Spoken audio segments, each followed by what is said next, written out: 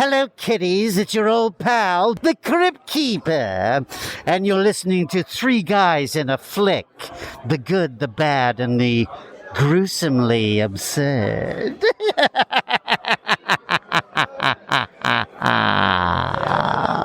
Ladies and gentlemen, please take your seats. The show is about to begin. Like he had for thousands of years, Krampus came not to reward, but to punish. Not to give, but to take.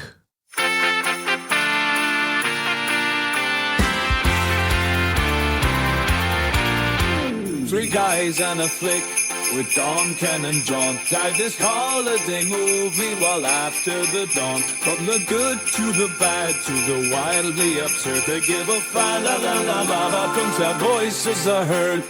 Welcome back. You are listening to Three Guys in a Flick. This is where we review the good, the bad, and the absurd. Tonight's episode, Krampus. Beware spoilers. Coming to you from inside a snow globe, my name is Don. And to my right, we have the comic book guy, John. Where's the nog? I need to get Mary. And to my left, we have the professor, Ken. Hello, everybody. How are you guys doing tonight? We're doing pretty good. How about you? Oh, not too bad. I just can't figure out why, A, why are we in the snow globe, and B, how come we can't get out? I think it's because you've been naughty. Oh, this is on me? Who else? Ken and I are always nice. We're filled with the holiday spirit. Oh, you guys are fucking killing me. Tonight we are talking about Krampus. Krampus is our second film in our holiday series. We here at the Three Guys have this tradition, I guess you will, of reviewing holiday movies that aren't your typical holiday movies. Yeah, they combine a couple different things, whether it's action, horror, whatever. Yeah, but the spirit of Christmas is still in the film somewhere, and in my book, that counts as a Christmas movie. So here we are with Krampus. Released on December 4th, 2015, Krampus was directed by Michael Dougherty, written by Todd Casey, Michael Dougherty, and Zach Shields. And it stars Adam Scott, Toni Collette, David Koechner, Allison Tolman, Conchata Farrell, MJ Anthony, Stefina Lviv Owen, Krista Sadler, and a bunch of other Christmas blood-spattered novelties. How'd this movie do, Don? This movie was made for a mere $15 million and brought in $62 million. I was surprised by that second number. I didn't realize this movie did so much better than I thought it would have. Did you see it when it came out? I did not see it when it came out. I actually did see it once before, only because I had heard stories of it and just ran across it streaming. I'm going to go out on a limb and say you have never seen this. Not until I watched it for the pod. Hey, you and me both, buddy. You haven't seen this before either. No, I remember coming out and I remember thinking, oh, I want to see it because, well, it's my type of movie. And yeah, I never got around to seeing it. And so it's a first time for me as well. Michael Dougherty, the director of this, where have we heard him from? From Godzilla King of Monsters. And I think a movie we just recently reviewed, he also did Trick or Treat. Yeah, that's I knew that was coming. And I wasn't even here for that. So, yeah. He is directing these kind of niche type of movies, right? Because Trick or Treat was very much Halloween. And now here we are with Christmas. And it's a horror film. You could feel the Trick or Treat vibes in this movie. Oh, very much so. This guy has a... penchant. A what? A penchant? Yeah, for these types of films, for sure. And they look the same. It also, he has a storyteller feel, like he's really trying to tell a story. Oh, based off of myth or whatever. Because he did the myth of Samhain, and now he's doing the myth of Krampus, and just kind of give that feel like he's telling a specific myth story. Oh, sure. Yeah, he might like those types of films. I don't know if that makes him a good storyteller, but yeah, storyteller nonetheless. How about that? Right. I didn't realize he had actually written the movies X2 and Superman Returns. Yeah, he and Bryan Singer were partners there for a while, and yeah, and those films weren't bad. Okay, X2 wasn't bad. It's still one of my favorite of the entire series. But Superman Returns, it's just a rehash of the 78 version. So, This casting, what did you think of the casting? I thought the casting was great. I was surprised to see Toni Collette in this. Yeah. Yeah, me too. I don't know why. Maybe because I don't. Her being above this type of project is not the right way of saying that. But let's just say I was surprised to see Toni Collette, and I thought she did a great job. She did a great job, and it was actually interesting to see Adam Scott in this movie. He usually, as far as I can remember, plays dicks in movies, like just jerks, and he was actually playing the sensitive father in this movie. Yeah, we do know Adam Scott from like Step Brothers, where he does play an asshole and the other stuff, but he has a tender side, and if you've ever watched Parks and Rec, it just shines there. So I was more surprised that he was the lead. Adam Scott isn't really a lead all the time, and so I thought he did great. I thought he carried the film just fine. I bought him as that dude's dad. Mm-hmm. What do you think of Adam Scott? I don't know him from other places, and that he is part of Step Brothers. I had to sit there and scratch my head for a minute. Oh wait, oh yeah, okay, yeah. So I have pretty much a blank canvas for him. Toni Collette, I know her certainly because she enjoys a horror flick. She likes being in those. Yeah, and so seeing her in here, it's like, yeah, okay, I can get that. Sure. What did you guys think of MJ Anthony, the kid who plays Max? He was fun and funny that he is the kid from Chef. Oh my God, I was setting it up, but you beat me to it. That's right. I was scratching my head last night going, where the fuck do I know him from? Yeah, he's also in a Netflix series called Hysteria. I don't know if you ever watched it. It's kind of like a Halloween horror, Stranger Things type thing. That was really good. Bruce Campbell's in it. I'm shocked you haven't seen it. I've watched the first 2 or 3 episodes and then kind of lost interest. Oh, well, it gets better. But yeah, I was scratching my head. I'm like, oh, that's that little motherfucker from Chef. So for me, I thought he did a really good job near the end of the movie. I didn't care for him much in the beginning of the movie. Maybe the very, very beginning. I guess apparently he was flirting on set with all of the women to the point where the director just started referring to him as the little player. Yeah, well, I mean, come on. What are you going to do, right? David Kochner.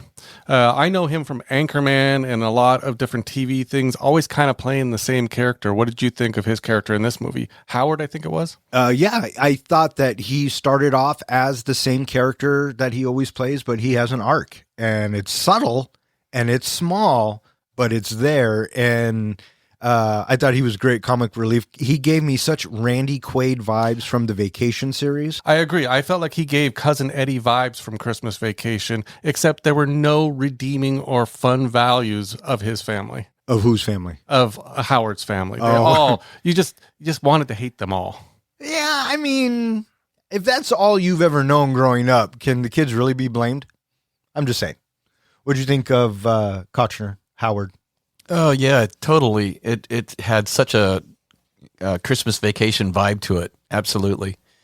And as a matter of fact, this movie in general, it has a carryover. It's this mashup where it's a little bit of It's a Wonderful Life, a little bit of Violent Night, a little bit of Home Alone. With the picturesque house and everything perfect type of thing. Oh, for sure.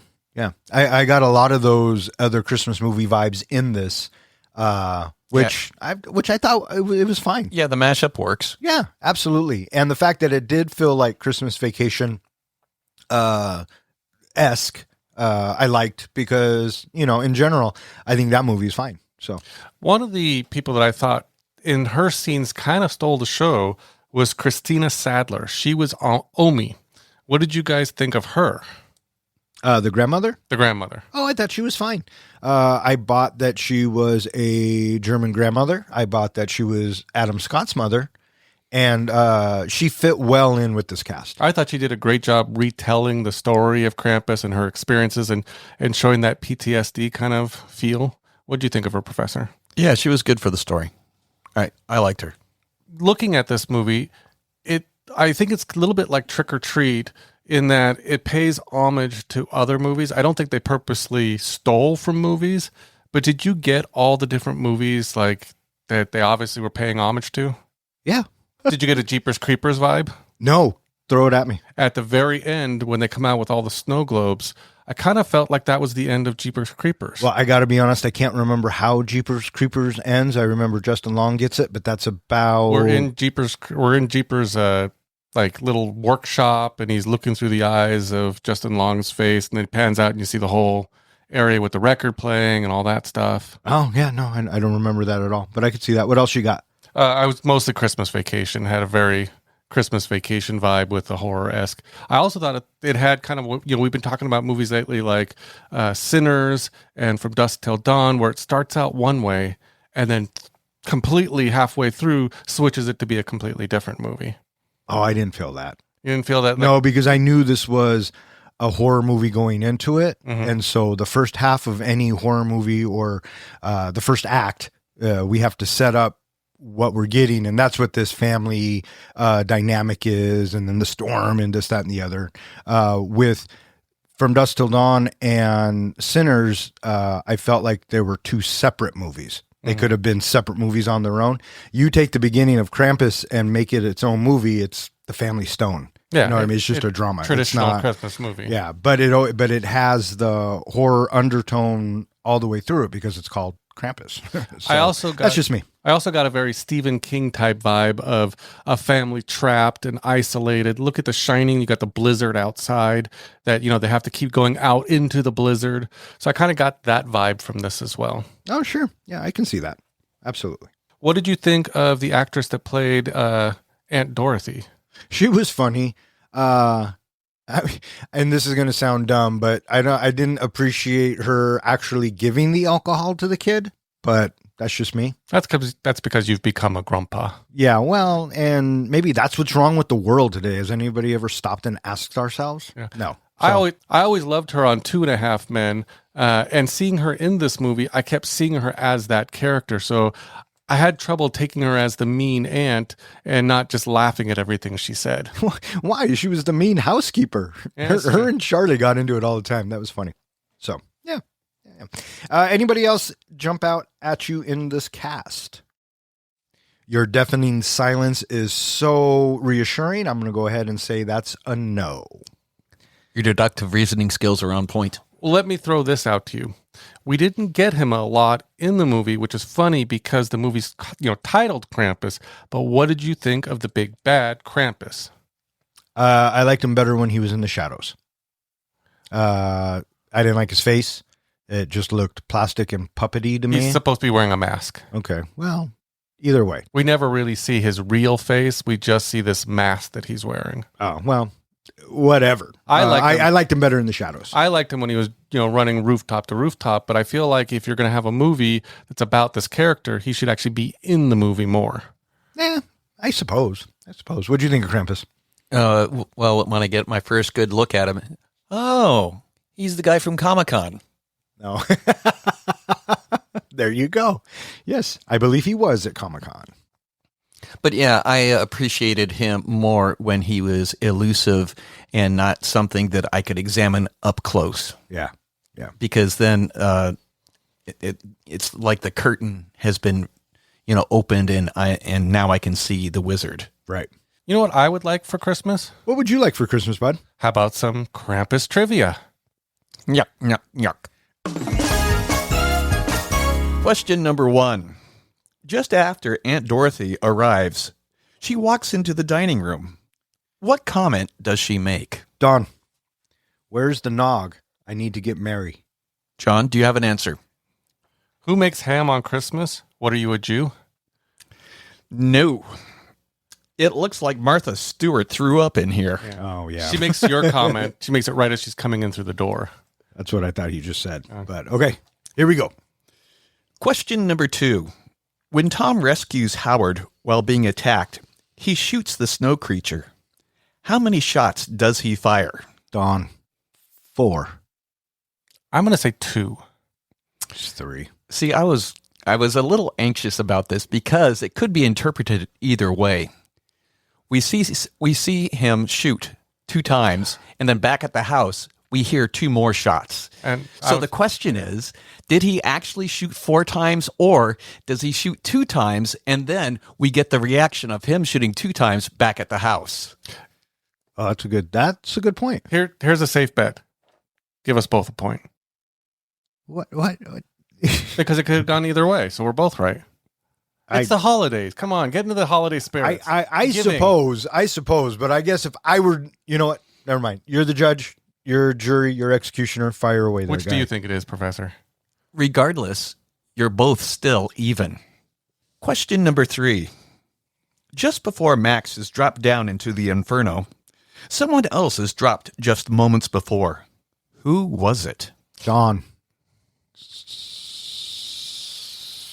Stevie. That is correct. Stevie is the correct answer. Question number 4. During Ami's flashback, we are told that she gave up on Christmas, and for the first time, she didn't wish for a miracle. Max tore up his letter to Santa. What did Ami do when she gave up? John. She threw her Santa doll into the fire. It was already ripped in half. Point to John. Question number 5. I wonder how difficult I should make this one. I love his prefaces. Go ahead, Professor. Give us your best shot. When Howard staves off the attack from the 3 gingerbread men in the kitchen, what is their demise? John. It's Rosie eating the last one. The other ones all burn up. That is not quite correct. Okay. Okay. The dog does eat one. It eats the last one that's jumping at it. Yeah, and then we see one actually fizzle, burn, and die while the other one's on fire. Does that one meet a different demise? What was it, John? Do you remember? I don't. I thought he burned up. I thought, did he try to shoot them but missed? I know he did. Oh, he does shoot one. He shoots one. He shoots one, burns one, and Rosie gets one. That is the correct answer. I think we both. I think we both deserve the point on that And one. for the holidays, you want to end on a tie? Was that 4 or 5? That was question number 5. I do have a tiebreaker question. You know me, dude. Okay. I was hoping I would be able to have my tie-breaking question. Merry Christmas and Happy Hanukkah. See, I didn't leave you out, buddy. After Max tears up the letter to Santa and throws it out the window, we are shown the moon. What lunar phase is the moon at? Okay. Now, gentlemen. I don't even know what a lunar phase is, so this is all you, buddy. Now, gentlemen, I will offer some assistance because I will give you 4 phases of the moon. And multiple choice? And you can both choose an answer. Okay, go ahead. Waxing crescent, waxing gibbous, waning gibbous, waning crescent. I will go waning gibbous. I'll go waning crescent. Waning crescent is the correct answer. Congratulations, sir. I completely fucking pulled that out of my ass. It's a Festivus miracle. It is a Festivus miracle, and I am going to share my win with my good friend, the comic book guy here. So So he's just giving me charity is what he's saying. well, we all get by with a little charity, don't we?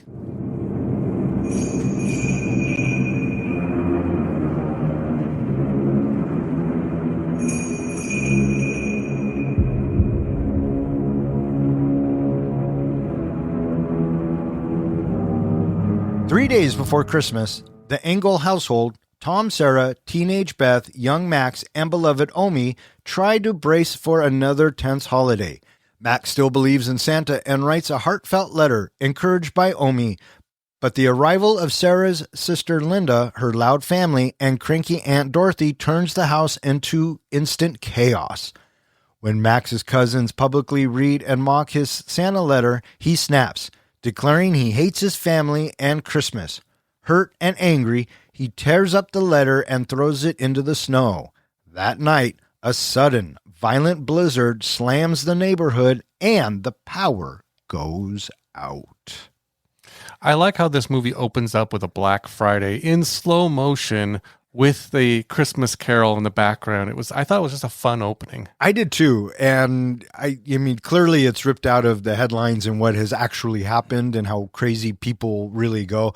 But I think it's always funny to watch it in slow motion. And what gets me is the like the facial reactions of people. Did you have a favorite of that like scene? I like the dude on the ladder that they push and then it kind of falls over. What about you? Mine was the couple getting tasered. Oh my gosh, that was pretty fucking funny. Yeah. I like the very beginning when you have the employee holding his arms up, trying to stave off the ocean of people that it's going to wash over him in just moments. Did you catch the name of the supermarket? No, what was it? Mucho Mart. Mucho Mart. And I like in one scene, I was trying to look for little trivia things, and it must have been like a Costco or something because they run past these giant white buckets, and it just says a bucket of cookies. Yeah. That was good. I liked it. It reminded me of another movie that opened with a Black Friday. What was it? Oh, it was Hard Eyes. Hard Eyes, yeah, because the guy loses his wife. That's right. That's what it kind of reminded me of. Anyways, and then we cut to the house. And we see a kitchen full of baked goodies. My goodness, there are a lot of baked goodies there. And, just from what we see, we know that this is very much a suburban house and the family really loves Christmas, or at least the mom does, or whoever's cooking or who's ever baking all of these treats. The director, I guess, was going for a Victorian postcard Christmas kind of feel. Oh, sure. And I Very definitely felt traditional. that. Yeah. Because now we meet Toni Collette's character. I like how before all of that, we have A Christmas Carol playing on the television screen because, Christmas Carol is about ghosts coming and visiting. A little foreshadowing, if you will. Yeah. A little bit of, punishing people who have lost the holiday spirit. Sure. And in that montage, we also saw, I guess, a nativity play. Yeah. At the mall, at the store. That was kind of weird. That was weird. What is our first introduction to Max? He is in a fight with another shepherd, and we see Adam Scott and Toni Collette, his parents, slow motion trying to run and break up the fight. What I didn't catch, I think, the first time is right in front of them is, I guess, his sister who is videoing it on her phone, laughing hysterically. I noticed the girl videoing it. I didn't realize it was his sister until the next scene, but yeah, and I figured everyone would be recording something like that. And so we cut to the house, we get the Christmas Carol, we get the cookies, and now we get the family coming home. And they're all cranky. Absolutely. Well, fuck, your son just got in a fight at a nativity scene at Costco. So that's not very Christmassy. Where the store is filled with bad faith people. Absolutely. So we're already set off on a tone of people losing the Christmas spirit. Yeah. And it's real quick, but Adam Scott's character, the dad, he gets a phone call and Toni Collette's like, I thought you weren't going to work during Christmas. And he says, no, I wasn't going to travel. I still got to take the phone call or two, and walks off. And right there, you can see her disappointment and just kind of the tension that is in the family. And yeah, it's not very Christmassy. One of the things that bothered me a little bit about this movie is they set up in several different places that there is something going on between the father and the mother. There's tension, whether it's, are they looking at getting divorced or what? But they never resolve what the issue was, except for maybe he's just working too much. And that's how I took it. He's just distant. Okay. And yeah, we'll get into that when we get to the letter. Yeah, everybody is on their own little island, if you will. Sure. And Grandma Omi, she's there in the middle, and we can tell that she is a kind-hearted person. We get a subtle little jab by Tom when he talks about that he brought some Christmas cookies home. And Grandma, she's like, what? Oh, because he says they bought them. Yes. And Grandma had gone to all this work to... Yes. Yeah. Yeah, and so it's like, okay, he's a little bit of a thoughtless prick here. And yeah, just everybody's on their own little island, but we can tell that Grandma Omi, she's got a heart of gold still. And it's sure enough, once everybody leaves the room and it's just her and Max, she encourages him to do his letter to Santa still, even though he doesn't want to. Yeah, I was wondering when I first saw it, why they kept referring to her as Omi, which I guess is German for grandma. Oh, I chalked it up. As soon as we heard the German, okay, that's got to be German for grandma. Yeah, that's what I thought too. And knowing that she is German, I think Krampus, and I think, oh, okay, she is the key. She is the link, or she's going to be involved definitely somehow. And I initially thought she was going to be involved in getting rid of Krampus. You know, kind of like a Nancy character. Yeah, I thought that she's going to have a central story arc. As soon as we hear her speaking German and Max immediately understands her and he speaks right back to her in English, okay, there's right here. This is the central scaffolding that is going to carry us through the movie. Correct. Basically what you guys are saying, same thing. You always need one character in a horror movie who's going to be our narrator of the creature's origin. And so that's what I saw her immediately. And I thought, she's going to know the origin. She's going to be the one that teaches everyone else. Yeah. Mm-hmm. Yeah. And then we get some house guests. It turns out that Sarah, Toni Collette, her sister and family are coming Cousin over. Eddie. Cousin Eddie.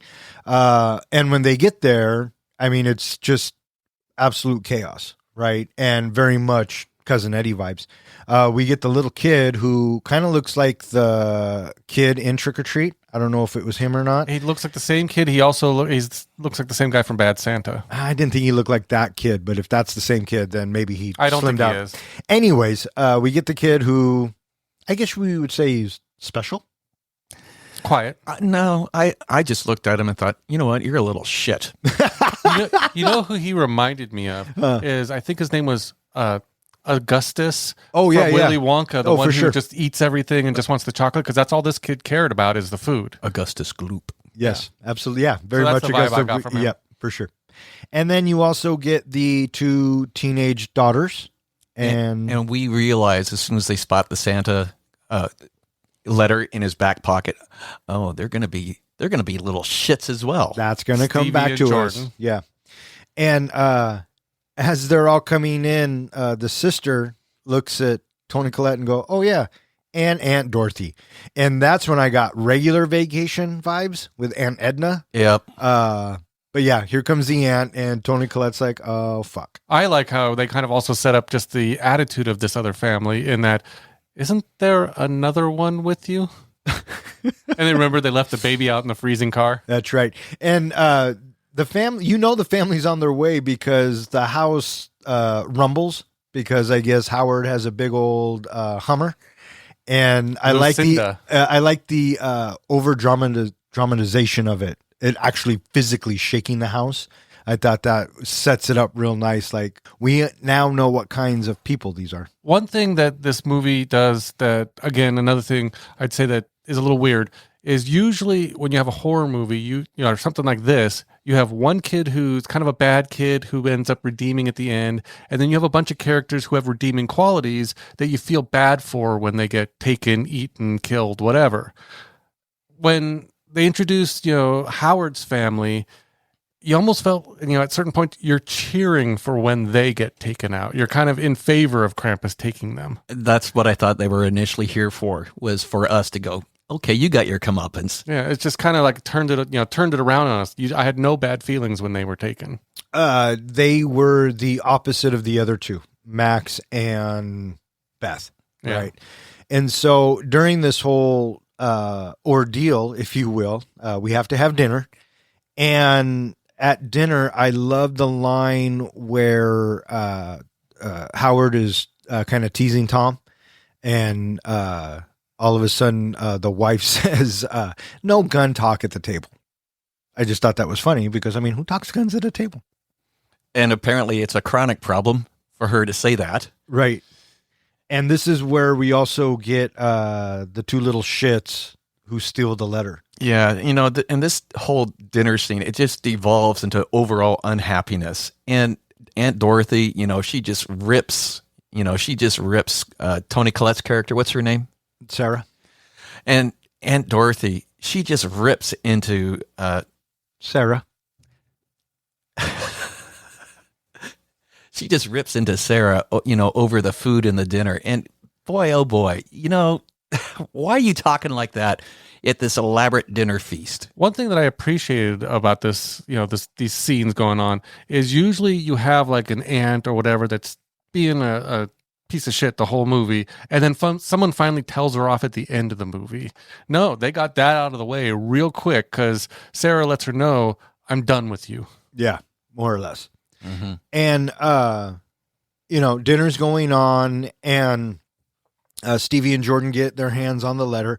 And this letter took me by surprise a little bit. I didn't expect to hear what I actually heard. It was wonderful. It was so Christmas and heartfelt. It really was. And he just wants mom and dad to be happy again. He wants to be Christmas like it used to be. And I like the expression when the two little shits are reading it, when it gets to the bit about them and their family. Yeah. I mean, he took the time to say, help this family out as well. But did you see, or do you remember exactly what he said about the two girls? Yes. That they would be girls? He said that he felt bad that their father wished for boys. Oh, right. Yeah. And then That's when they got pissed. yeah, and they were like, all right, fuck this kid, right? And they're going to make fun of him. And then What'd a you think scene erupts, What'd you think of their nickname for him? which was Maxi Pad. Oh, geez. I feel like that's in another movie as well. I can't remember which one, though. So I paused the movie because there's a little bit more to the letter, and it was equally heartfelt. And it was for Aunt Dorothy. He wished that everybody would be nicer to her and realize that she's actually pretty funny, even though she's really straightforward and honest. She's a nice person because she is funny. I got the impression, especially her reaction to when Sarah talked back to her, that she's just lonely, and that's the way she is, but she was just lonely and wanted to be with a family. Because she even makes a comment when she first comes in that, Linda visits me, it'd be nice to see you once in a while kind of thing. Right. And then so We have the big explosion. Max attacks the girls, trying to get his letter back. And that ends, I think, dinner, doesn't it? Of course, you got the Gustav kid in the background just eating his chicken. yeah, absolutely. And then we cut to upstairs. I mean, Dad and Max have to have a talk. And Dad is kind of explaining to him, it's okay to feel like this, but Christmas is supposed to be this and that. And it's family. yeah. And this is you don't get to choose your family. These are the people that we get. And Max is kind of like, well, that kind of sucks. And I like how Tom goes, well, you're not wrong. And, this was a good scene for me because this shows that Dad actually is a good guy. And he's not just some, money-driven, all about his career and being jaded and down, right? He wants something for his son to have him feel that it's okay and, we're here for you. The other thing I liked about it is he was supportive of his son. He didn't sit there and say, you got to get over believing in Santa. He said, you know what? Get that Santa letter already and we still have time to go mail it. Yeah, he was being a good supportive dad. I like that. He has this one line that he gives, which I just loved when he's trying to make him feel better. He says, they're leaving right after Christmas, so we only have to survive another 3 days. Yeah, because he has time to think about that. Mm-hmm. He's a good guy. Yeah, he is. He really is. And then I feel like after he leaves, we get our big Home Alone moment. You know what I'm talking about? Mm-hmm. It's basically where he rips up the letter, throws it out the window, and makes his wish, I wish my family would go away. Which is exactly Home Alone. Yeah. And we get that ominous music, and then we get the big, dark, scary cloud come in, and we watch the neighborhood go dark. Yeah. And I like how all of the houses go dark except for theirs. And I'm thinking, oh, that's weird. And then it gives it a beat, and then it goes out. So. Mm-hmm. And then we have a reveal. It's December 23rd, and there's no power in the neighborhood. Everybody gets up. Oh, man, what are we supposed to do? And those snowmen creeped me out. Oh, yeah. And Max, he rightfully looked at it right away. Why is there a snowman in the yard? I kept waiting for one of them to move, like the head to move a little bit or an arm to twitch. I or thought something. for sure as well. Me too. Or I expected that every time he would look away and look back out, I would expect them to kind of move closer. Oh, sure. Something. Right? Something nefarious. Yes.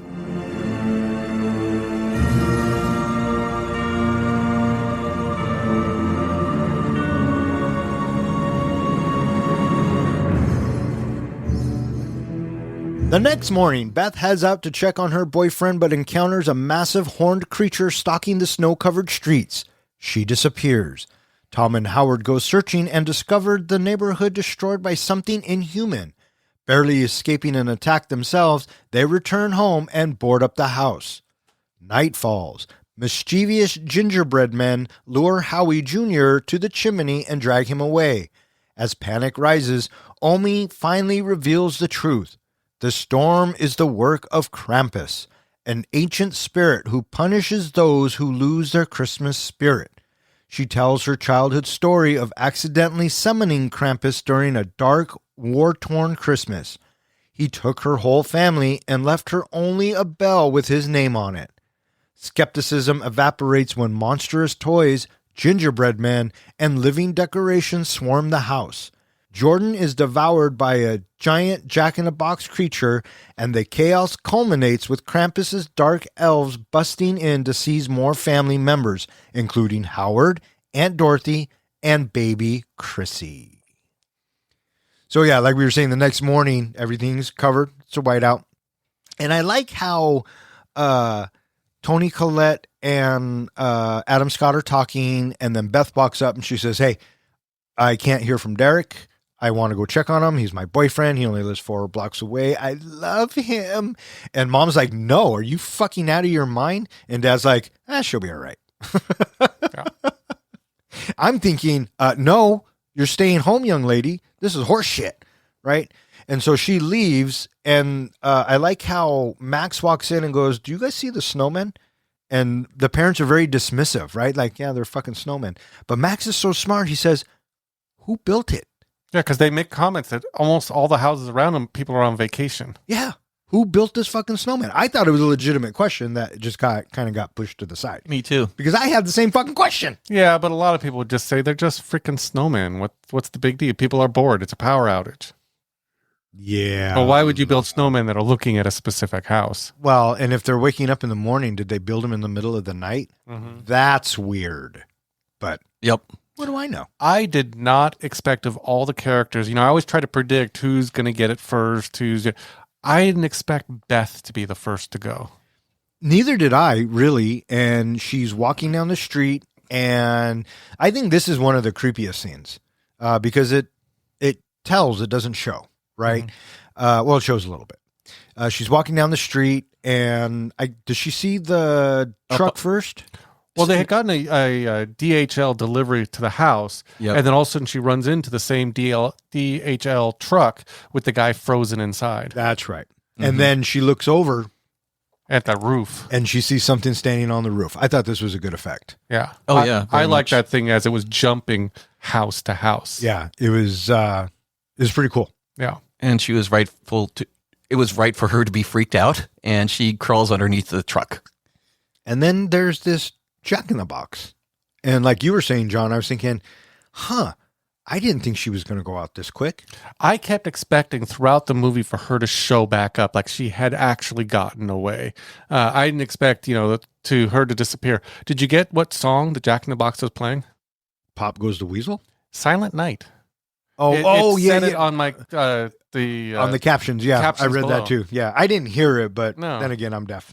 Yeah, and I thought that we were going to get her again later because we don't actually see her go. Now, she screams and we see the van rattling and shaking and shuddering, but we don't actually see her go. What I really wanted for this scene was something like Taken, where you see the face of the person, the fear on their face, and all of a sudden from behind, someone pulls them out and you see them scream as they get taken away. That's what I would have loved for this scene. Yeah, they do that with Aunt Dorothy. Yeah. So it is definitely in this movie. That's one of my favorite gimmicks. I like that. And then back at the house, everyone is complaining that it's cold. They have no heat. We're supposed to survive with the people that we don't like. There's no hot water. Weird food. All this. And it cuts to Omi, who's making hot chocolate because, in fact, they do have hot water because they have a fire. So it just kind of goes to show you that Omi is old school, if you will. You can also tell that she's starting to suspect what's going on because she says to them, keep the fire warm, keep the fire hot. Mm-hmm. Which is one of the kind of ways to ward off, I guess, Krampus. And so it becomes nightfall, and We do see Max. He spots another snowman in the yard. just more snowmen multiplying. Snow babies.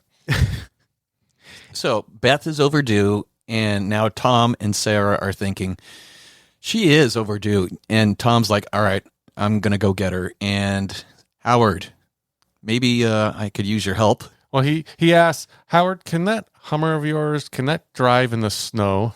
And I love how he says, you point it east and it would storm the beaches at Normandy. Before you know it, right? You just fly on through. So I take that as a yes. And so they get into the Hummer and they... Almy, she doesn't want them to go. You shouldn't go. And Adam Scott's like, Mom, we'll be just fine. Don't worry about a thing. But Omi knows. Omi knows what's happening, but she hasn't admitted it yet. So when they head out, I do find it darn peculiar that there is zero activity throughout the neighborhood. You know, the DHL driver is the only person that we have. Nobody else is seen outside. No cars are going by. And sure enough, this is what we get as well as they're heading through the neighborhood. Now, granted, it's a very heavy storm, so I get it. But with every house being dark that they go by, it's like, what's up with this? I was, especially the second viewing, I was trying to debate two different theories, which is one, did Krampus come in and, first of all, most of the houses were gone because people on vacation, but did they come in and get all these other families already? Or are they already inside of like a snow globe and they're the only people? And because that DHL driver was probably there right when they got captured, are they the only people who exist in this snow globe world? Oh, I don't know, because at this point, I don't know it's a snow globe world. Yeah. And so I just took it as everyone was gone and nobody wants to venture to go out because it's a blizzard. The power's not on, this, that, and the other. And the fact that there is a DHL driver who is still working. There is the outside world, supposedly. Yeah. And the DHL driver, even, like we said, dropped off a package and then they noticed a big Christmas Santa bag full of packages. Yep. That we didn't mention. That will come into play later. Did you catch And- his line? Yeah, he says the boys in brown did it, which he's talking about UPS. Yep. So to me, in this world, the world is still functioning.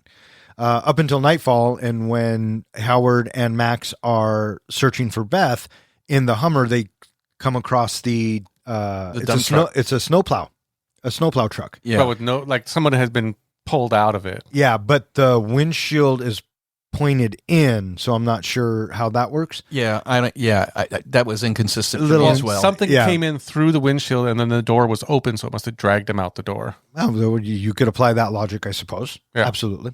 But we also know that their keys were left in it, which again is going to come back because why show us? One of the things that was interesting about this movie, and it goes right back to Trick or Treat as well, is that we don't have really any gore in this movie. No, very little. We have, we see things happen, and I think it was because the director, I don't know if he pushed forward, he was kind of forced into it, but he had to keep it a PG-13 movie. And I was struck by that when the movie begins. I see that it's PG-13, and I'm going, huh, PG-13. Yeah, that means Okay. you're not going to get a lot of blood. You're not going to get hardly any gore, if any. It's all implied. And you get one fuck. Yeah. So You get a fudger. So once they see the dump truck, all right, we got guns now.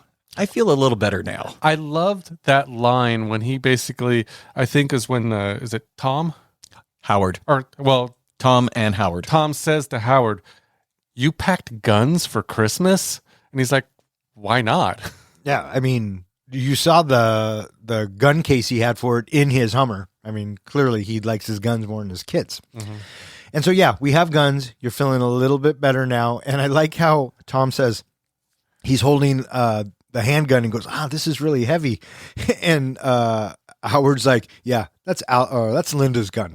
And you like the huge gun that Howard had? It's just a big shotgun with a light on it. Yeah. Yeah, look good. But it fit his character, right? Sure. And so here was my question. They go into a house. I can only assume it's Derek's house, That's what I took it as. right? And it looks like you were saying, has Krampus already come in, did this, that, the other? I think he had come in and taken that family because we see the crack down the chimney, right? That we see again later. But at this point, they explain it away with a gas explosion, which that doesn't hold any weight because nothing's burnt, nothing's really exploded. It's just this big crack above the chimney from something that's way too big to fit down the chimney. That was my exact thought, is something big came down that chimney. Well, and were all the doors and windows open? Because that place was frosted over. Yeah. So Yeah. And they do spot a couple of big hoof prints at the fireplace. yes, Which they do. They immediately say, like, well, maybe it was an elk or something like that, and he's like, or a goat, and he's like, well, it would have had to have walked on its hind legs. So they hear screaming, oh, it's Beth. And so they head outside. And when they get outside, now all of a sudden Howard, he gets pulled down and he's being sucked down underneath the snow. But Tom has a hold of him and he's pulling and finally he grabs the gun and bam, bam. And then we see back at the house, oh my God, what is that? Right. And then all of a sudden we see it snake away, underneath the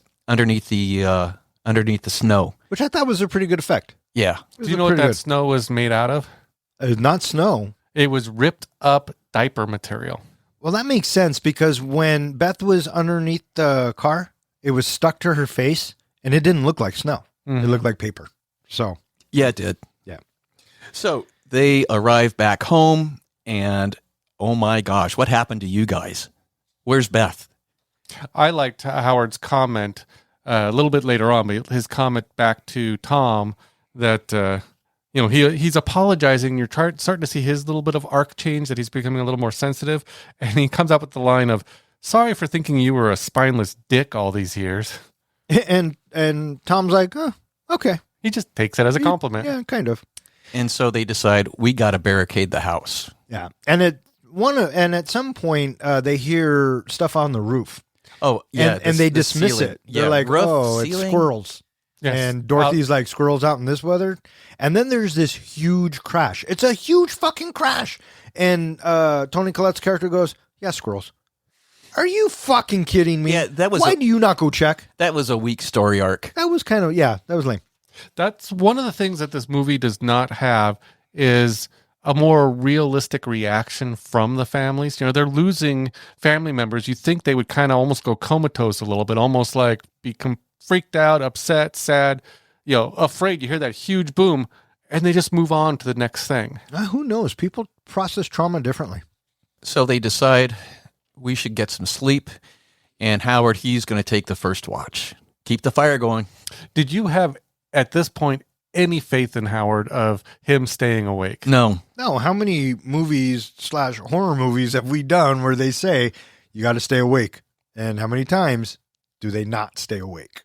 So yeah, I saw this coming a mile away. And one of the then I thought, as he's sleeping, everything's dark, which means the fire went out, which means there goes your line of defense. Yep. Well, my first thought is they're saying, okay, well, everyone needs to go to sleep. Would you be able to sleep during any of that? I mean, that wouldn't be my first priority of let's go to sleep when all this shit's happening outside and somebody attacked and all this stuff's going on. And Max kind of says that to his father even. He says, why are you still awake? He goes, I can't sleep during all of this. But the next thing is they're all asleep. Well, at some point, tiredness will always win. Yeah, because, adrenaline. Always. Once the adrenaline wears off, if you're going 110 miles an hour and the adrenaline finally wears off, your body's going to take a beat or two or three. It's like, I got to take a break here. My question was kind of along the same lines is how do you sleep when it's that cold? Well, they had the fire at least. The fire was out. That my thought is they would have froze after the fire went out. Yeah, see? So you would have noticed right away. I would have woken up just being it because Max even they show him trying to pull the and we see his breath blanket up more. Yeah. And then we get a chain coming down the chimney. Oh, we're fishing. This, to me, was the biggest Willy Wonka scene. That, when the hook came down and then the gingerbread man was on it, that's what I thought, Ken. Oh, he's fishing. And then it cuts to the baby first. And I thought, oh, those motherfuckers, the baby's gonna wake up and it's gonna crawl over and they're gonna hook the baby and bring it up. But when it turns out to be Augustus, I literally Howard said, Jr. "Oh, whew, I'm glad it's not the baby." Yeah, but you knew he was going to get taken. Easily, yeah, absolutely. It's of course it is. All I kept thinking is if this was a rated R movie, it wouldn't just have wrapped around him. I thought he was going to get hooked on that chain. Yeah, no, not in a PG-13 movie. No, but did you like when he took the bite of the gingerbread and it reacted? I think that there was all pretty much practical effects in this movie except for the gingerbread man. I think they were almost pretty much the only CGI in this movie. Yeah, it reminded me of Shrek. Mm-hmm. But, yeah, me too. So there was that. Do you know who was one of the voices of the gingerbread man? Seth Green. Seth Green was one of the voices. Yeah. And so Augustus starts to get taken up the chimney. People wake up. And everyone's like, what the fuck? And Sarah, she grabs and she's starting to go up the chimney. And she's holding on for dear life, right? Yep.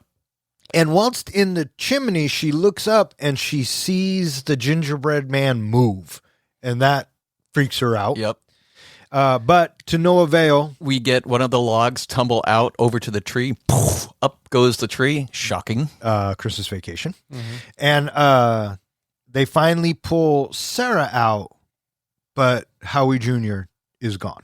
And now everybody's like, what the fuck is going on? And this is where Omi, she steps forward to let us know what this is. Well, there was also another little key point in Howard's arc in that he could have sat there and blamed anyone. He immediately took the blame. He basically said, this is my fault. I fell asleep.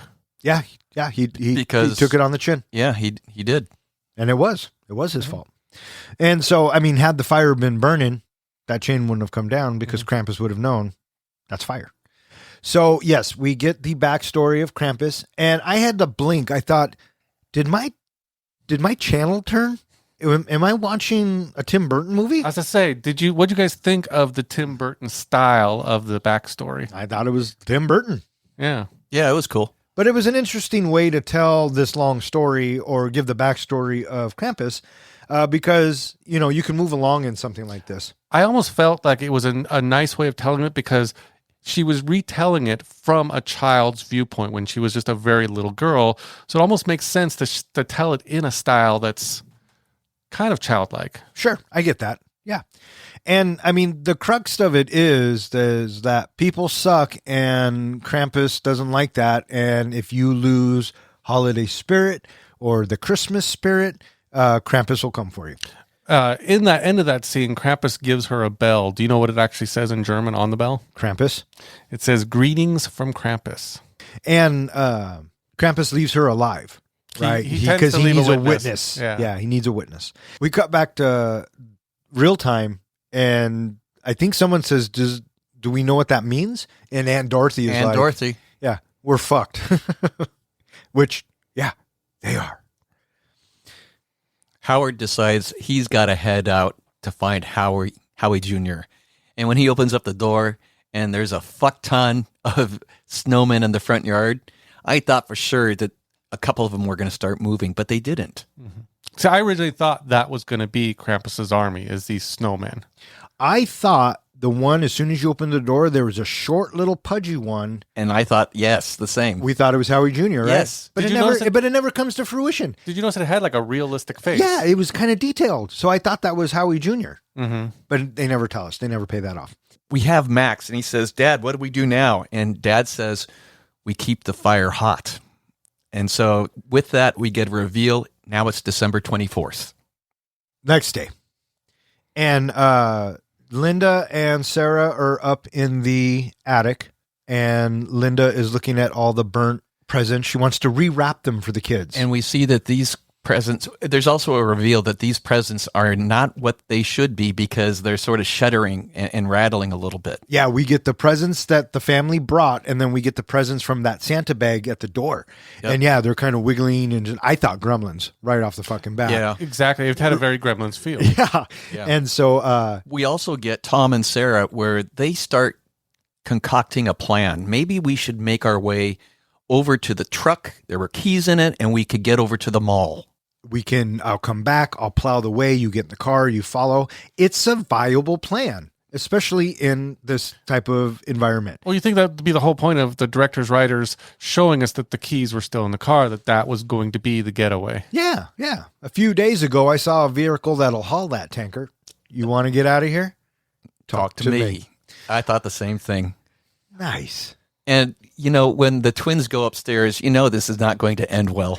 They're like, Beth, we thought you were gone this whole time, blah, blah, blah. I wrote them both off. Oh, absolutely. Yeah. And then here's where, you know, it starts to pick up a little bit. Did you feel bad for them at all?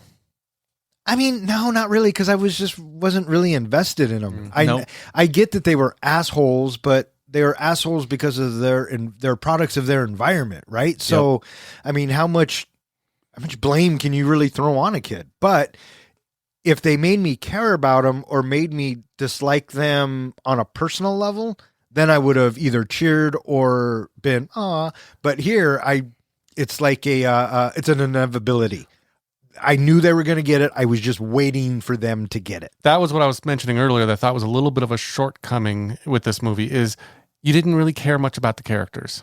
And I wish they would have let us invest a little bit more into the characters. And I agree and yet disagree a little bit with you because I really did like Adam Scott, Toni Collette, and Max's characters. I felt for those three. Not Beth? No, not really. She's in it for 2 seconds. Yeah. But the family was just kind of generic to me. It was like they ripped off, and we'll say this whole night, they ripped off Cousin Eddie instead of coming up with something on their own, maybe? I don't know. So the girls, they scream. Yep, there's their demise. And so now our forces become divided because we have Linda and Sarah and Tom rush upstairs, but we get Howard. He investigates the kitchen. And you realize as soon as people start splitting up, it's not going to go well. It never goes well. Because what are you not supposed to do in a horror movie? Sleep with somebody? Split up. Well, you're both right. But I was going with the split up. Okay. And so... up to the attic we go. And sure enough, this is going to go poorly. Well, do they see that Jack-in-the-Box worm-like thing with a jester's face? And then you see the boots going down its throat. I'm thinking, did I just see that right? Did he just eat that whole entire body? And you got to think that's one of the girls. Yeah, the bigger one. And Not to be mean, but she was the bigger one. I thought it was the second one, and I thought when Linda grabbed the axe and came down with the axe, I thought she was going to cut it in half and one of the kids was going to crawl out. That's what I was expecting. Yeah, me too. And I'm thinking, better be careful with that axe because it is a horror movie. It would be terrible if you were to whack into your child. Not the right rating for this movie in order for that to happen. But and then other shit starts to go wrong, right? And then the angel thing, like the tree ornament thing. Yeah, it was like an owl that had a baby. Yeah, and then the bear, and I like how Tom's a bear, and then Tom gets attacked by a transformer, or something. Yeah, is he getting stabbed in the back? I think it was coming down and jabbing in the back, and all I kept thinking was the wrestling move: just fall on your back, smash thing. Well, yeah, but if he's stabbing you, if you go back, it would even go deeper, right? Yeah, sure. But I guess it wasn't stabbing him because there was no blood, and he gets up like nothing was wrong. So when Sarah is being attacked and she's lying on her back and she's trying to keep the thing away, and the thing has the tongue coming out. Little snake-like tongue. Yeah, and Toni Collette, man, how many times has she done this exact move, where she's laying on her back screaming her head off? Yeah, probably. Yeah. She that's why she looks so natural at it. How about that? And is it Aunt Dorothy that does the icicle into the bear's eye? I thought that was Linda. Maybe. I don't remember which Yeah, one. one of them. It was Linda. Yeah, it takes the icicle, puts it through the bear's eye. Do you notice all their blood was green? Yeah, I kept thinking that's the end of the bear, but no, he comes back. He gets thrown out the window. If you're an evil demonic toy, icicle through the eye, no problem. So we get back together, and before that, we have Howard doing his big fight scene downstairs. Yes. He gets hit 3-4 times in the leg with a nail gun. Nail guns don't work like that, but okay. No, they don't. But it was funny. It was funny. I kept thinking, where'd they get the nail gun from? Did they go to the garage first to get the nail gun? They had to have. Or did they bring it with them? No, I think it was just left on the kitchen counter. They boarded up. That's a good point. I didn't think about there that. it is. Yeah. No, You're right, Professor. Absolutely. And correct me if I'm wrong, but when Howard was holding up the shield and all those nails, they look like screws. Is that just me and my eyes? Does it matter? No. but he holds up as like a shield, and all of the it's a shit comes cutting through. board. Yeah, I kept thinking the fact that they went through that cutting board so far that the original ones that hit his leg wouldn't they have gone a lot deeper than they did. Oh, maybe. Or did they hit bone or something? Maybe. I don't know. And I was thinking, wow, that's a really powerful fucking nail gun to get it from that far, from that distance, and through that cutting board that deep. Yeah. I liked earlier how Howard had scolded his dog for being a useless turd, but in the end, the dog is what saved him from the last gingerbread man. Yeah, so this attack that happens with the gingerbread man and the nail gun, this is where I'm thinking this is sort of a little fantastical, and it has a little bit of the goofiness that I get a vibe all the way through Home Alone, right? It's serious, but it's not that serious. Yeah, Yeah. for sure. I was getting, like you were saying earlier, gremlin vibes. Oh, yeah. That these were the mischievous gremlins coming at him. And I was I agree, and I was a little shocked that he had so many helpers, right? He had his evil elves, he had all the toys, and I'm talking about Krampus. I just assumed from the title of the movie that Krampus would be doing all of the work. That's what I thought too. But That's he's what I was not. saying. He's Santa, and these are his fucking evil elves. I was and surprised toys. by how little Krampus was in the movie. Yeah. So everybody gets back together in the living room and, what the fuck? And then we have this moment where Max comes up with the idea to send Rosie into the duct to apparently get the critter. Remember that? Yep. And I was thinking, another doggy snuff movie. Well, at least we didn't see it, so we didn't know for sure. I kept, again, just like Beth, I kept expecting the dog to show up again later because I wasn't sure if the dog was really dead or not. And we don't really hear a yelp. We hear just a little bit of a yelp. Do we? Yeah. But then it's silent. But what I took that as was that I think Rosie did it because immediately after this happens, it's like Krampus gets pissed off, and that's it. He sends in the elves. The elves, they break in through the window, right? They pull Aunt Dorothy out, And so, they take Aunt Dorothy, and the baby gets taken. which now runs out with the baby. which now all bets are off.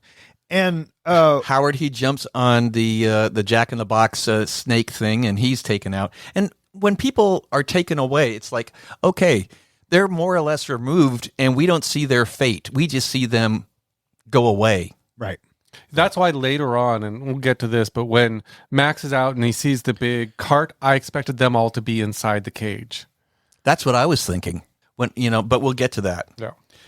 So, the family says, we got to go. We've got to go. And Omi, she's going to stay behind.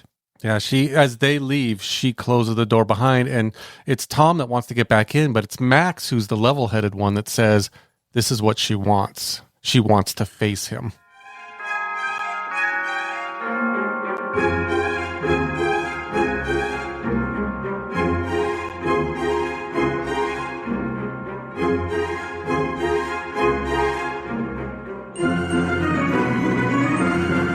With the house overrun, Tom leads the remaining survivors towards an abandoned snowplow in hopes of escaping. Omi stays behind to confront Krampus and is taken. Outside, Tom, Sarah, and Linda are each dragged into the snow by the creature stalking beneath it, while the elves capture Stevie. Max is the last one standing. Krampus appears before him, giving Max a bauble wrapped in pieces of his torn Santa letter, the proof that Max's loss of spirit summoned him. Desperate, Max follows Krampus to a fiery pit and begs for his family's return, even offering his own life. Krampus only laughs and drops Max into the abyss. Then Max wakes up in his bed on Christmas morning.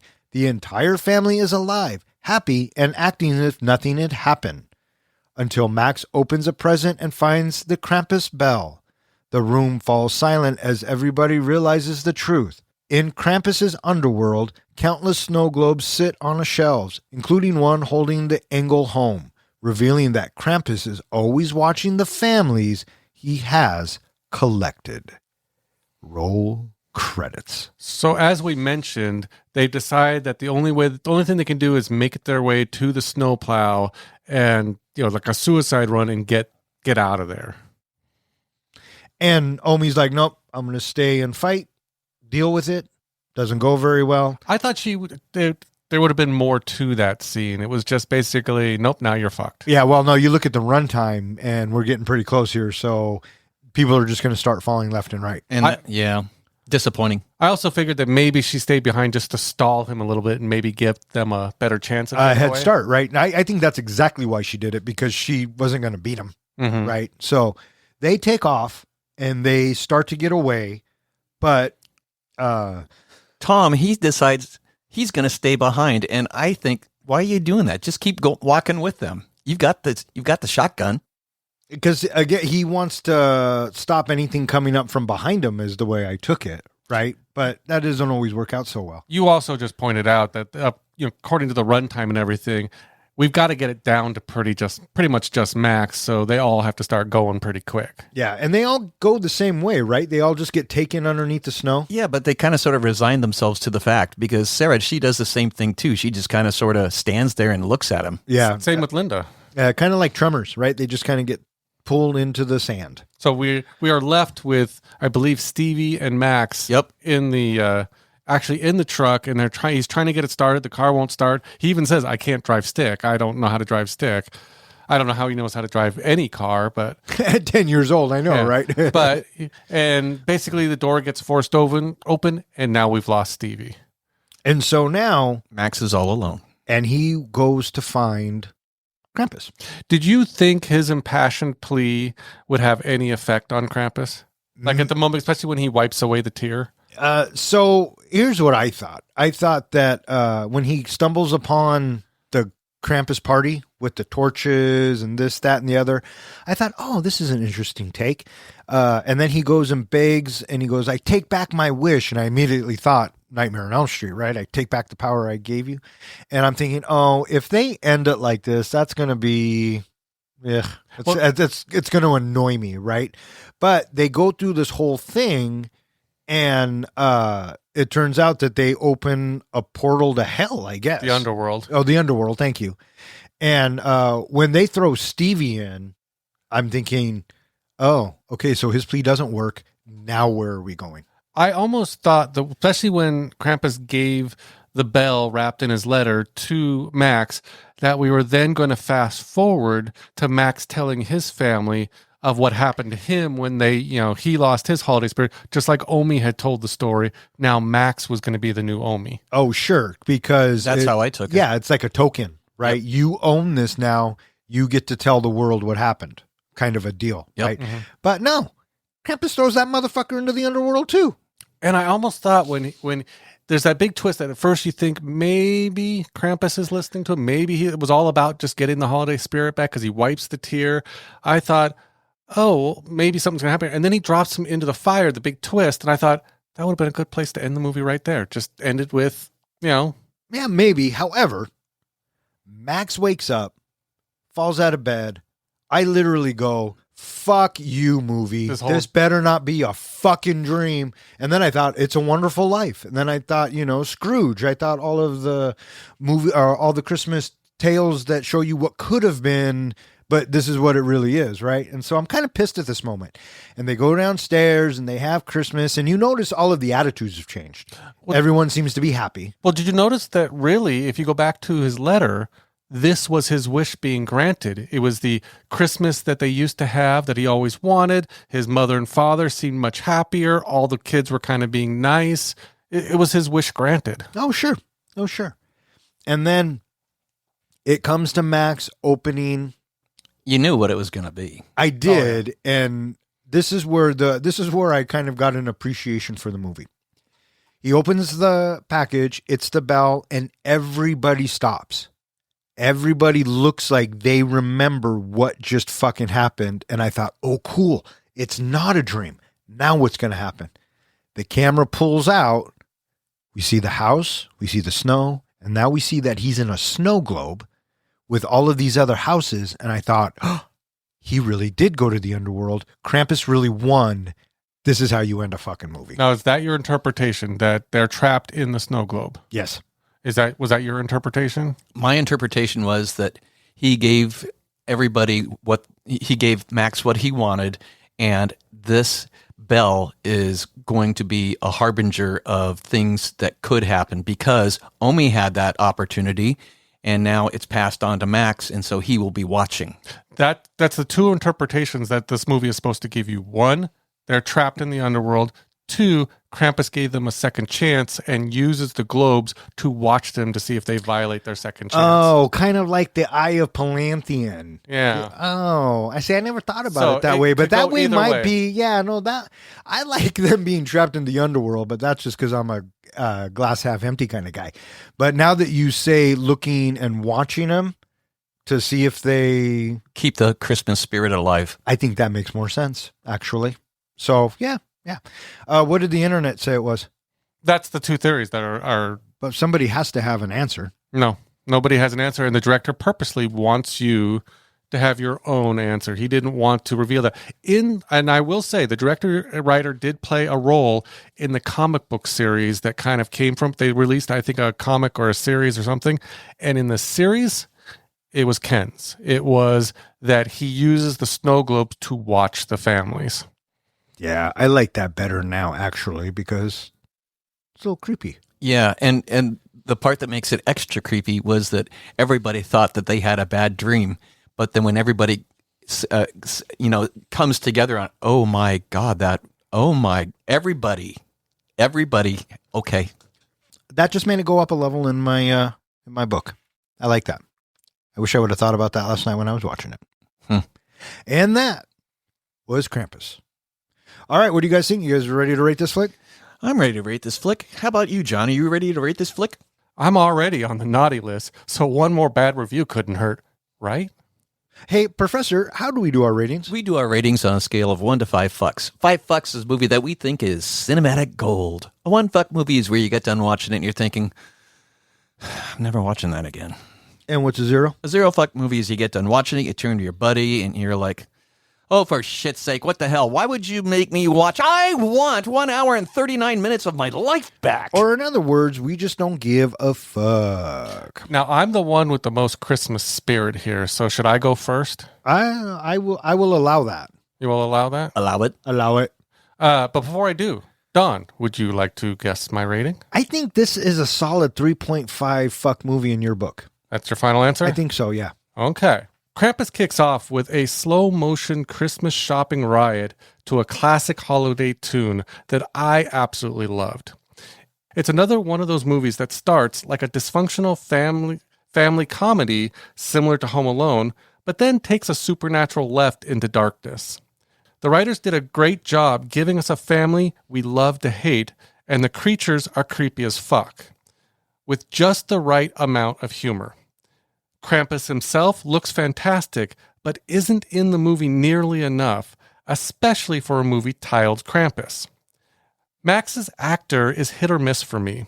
Though he shines at the end and a little bit in the beginning, I didn't really care for much. I never got really invested enough into his character throughout the movie. Overall, it's a fun holiday watch if you're looking for something with a little bit of a horror edge, minus any graphic gore, much like Trick or Treat.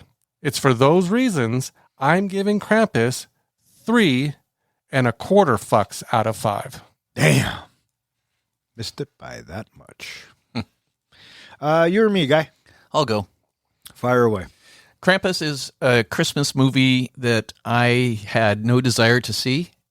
And for us to watch it for the pod, all right, I guess I'm going to see this movie after all.